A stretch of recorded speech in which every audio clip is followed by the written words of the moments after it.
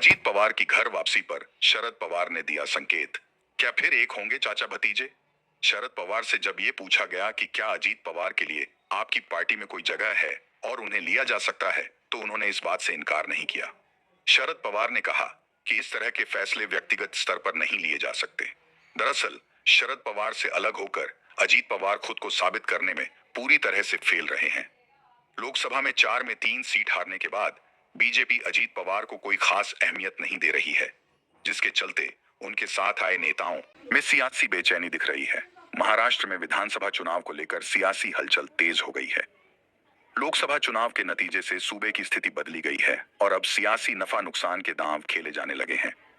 एकनाथ शिंदे ने युवाओं को साधने के लिए लाडला भाई योजना के तहत हर महीने 6,000 रुपए देने का ऐलान कर चुनावी अभियान में जुट गए हैं। वहीं लोकसभा के चुनाव में खुद को साबित करने में फेल रहे अजीत पवार से पीछा छुड़ाने का दबाव बीजेपी पर बढ़ता जा रहा है। एनसीपी नेता अब उनका साथ छोड़कर शरद पवार खेमे में जाने का सिलसिला शुरू हो गया है, जिसके चलते सवाल उठ रहे हैं कि क्या चाचा भतीजे के बीच सुलह समझौता का कोई फॉर्मूला बन सकता है। अजीत पवार के संग 2023 में शरद पवार का साथ छोड़कर जाने वाले नेताओं की घर वापसी का सिलसिला शुरू हो गया है।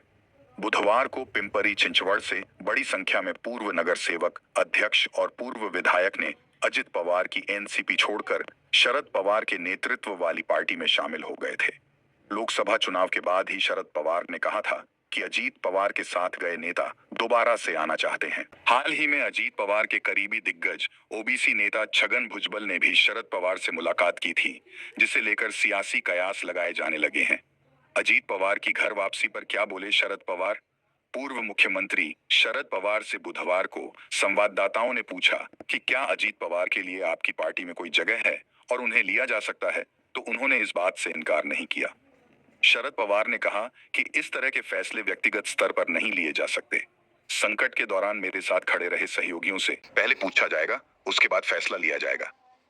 इस तरह से अजित पवार को लेने के सवाल से इनकार न करके शरद पवार ने क्या एनसीपी के नेताओं की घर वापसी के लिए दरवाजे खुले रहने के संकेत तो नहीं दे दिए?